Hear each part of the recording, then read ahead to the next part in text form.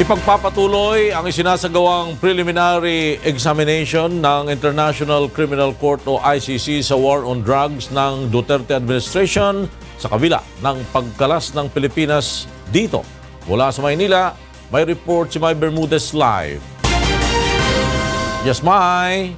Yes, Flor, magandang tanghali. Itutuloy ng International Criminal Court o ICC ang ginagawang pagsusuri nito sa drug war ng pamahalaan na nagresulta umano sa mga insidente ng extrajudicial killings mula sa police anti-drug operations sa bansa.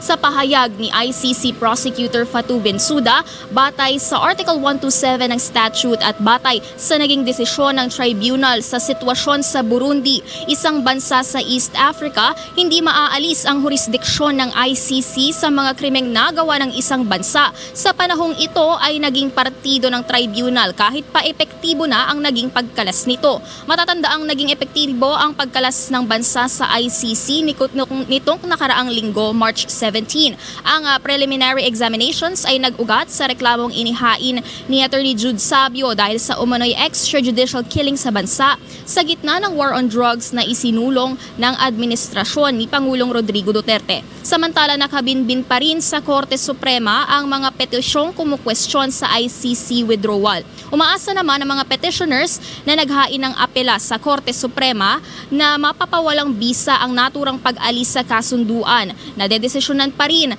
ang kanilang pabor o sa kanilang pabor ng mga mahistrado ng SC ang kanilang hiling. Matatanda ang iginiit ng mga ito na kinakailangan ng pagsang-ayon ng Senado bago umalis sa Rome Statute na ipinagkibit balikat lamang umano ng executive branch.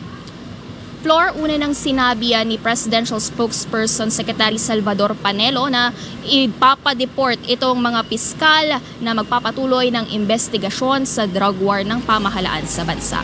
Flor? Maraming salamat sa iyo, May Bermudez, nagulat mula sa Maynila.